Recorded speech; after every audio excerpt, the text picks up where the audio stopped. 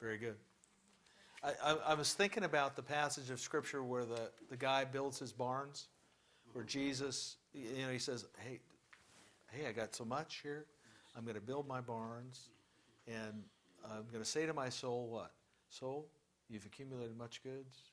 Take your ease. Take it easy. Eat, drink, and be merry, right? And what does Jesus say then? Willfully foolish, right? Jesus says, thou fool. You fool. And he violates one of the things that he can do this. Obviously, he can do anything he wants. But he says if you call somebody a fool, you're guilty of something in the Sermon on the Mount, right? Yeah, well, rock. He uses the word raka or something like that. And it makes me think of that. That's a picture of a fool. The fool, as you said, the fool has said in his own heart, there is no God. Okay? That's a fool. I have a really good friend that's kind of a fool. And he's a really close friend, actually. And he was just saved from death, actually, by the prayers of saints, I believe. And so, again, I don't know what we're going to have to do to get this guy saved, but he's in line and in big trouble. So if you think about this guy named Bob Hoffman, okay, pray for him, okay? And his wife Sally. So let's talk about words and lips and tongue. There's about 100 verses in the Scripture about this. Yes, ma'am? Which proverb is it that says if you store everything up and then you think you can relax? It's not. It's a parable that Jesus tells. Oh. And that's what made me think of this idea. It's the best example that I could think of that related to this foolishness and this foolish idea. You remember the story where the guy builds his barns, and I can't remember. I don't know. I don't have the reference. Somebody probably knows where it is by heart in their head. In this crew, I'm going to guess. So, words and lips and tongue. Death and life are in the power of the tongue, the Scripture says. Death and life are in the power of the tongue. And it reminds you quite a little bit of some New Testament, right? James chapter 3. Jesus says it a lot, Peter, so forth. By the way, there's about 20 direct quotes from Proverbs in the New Testament.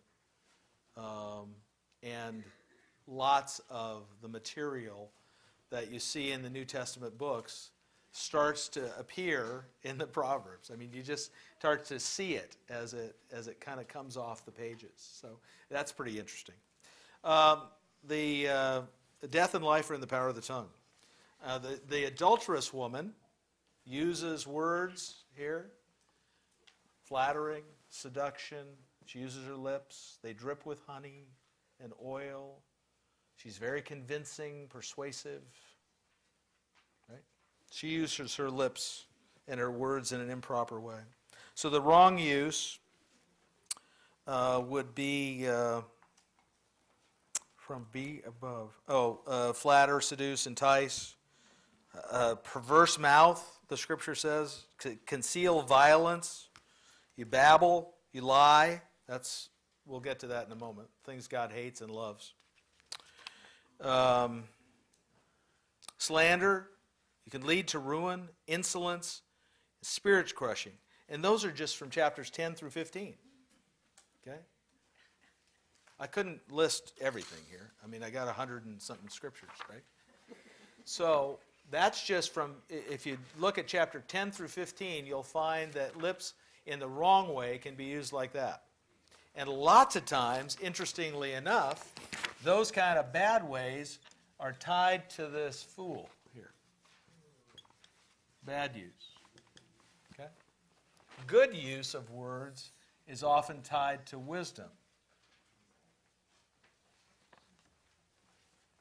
You see a lot of that in these scriptures. Okay, so what's the good use? The right use? If you use your tongue right, it can be a fountain of life. It can be wisdom, acceptable, provide good fruit, healing, as we talked about. It soothes, it's pure, and it can be righteous prayer. And again, that's only chapters 10 through 15 again. So there's an awful lot in the Scripture about your words, your lips, your tongue, how you use them. But the key verse for me is this one: death and life are in the power of the tongue. Let's just look at that one here as long as we're here. Chapter 18, Proverbs 18, verse 20 and 21.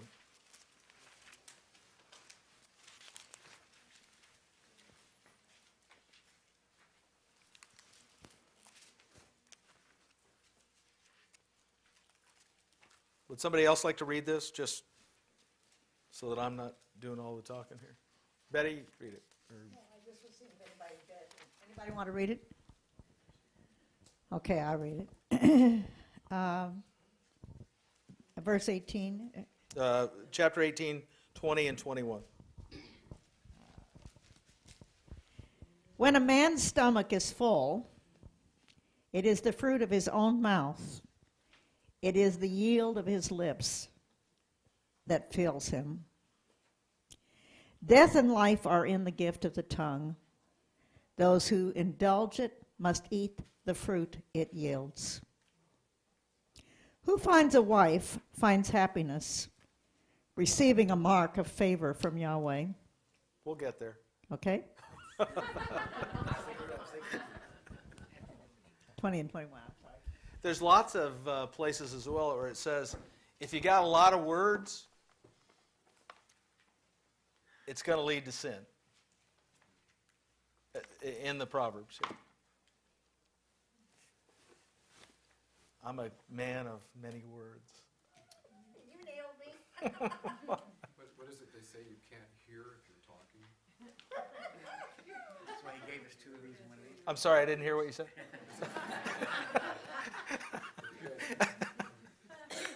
That's more likely me, is the one who's talking. And when you're talking, I'm thinking of something that I want to say to you. So sometimes that. Michael, that's not good.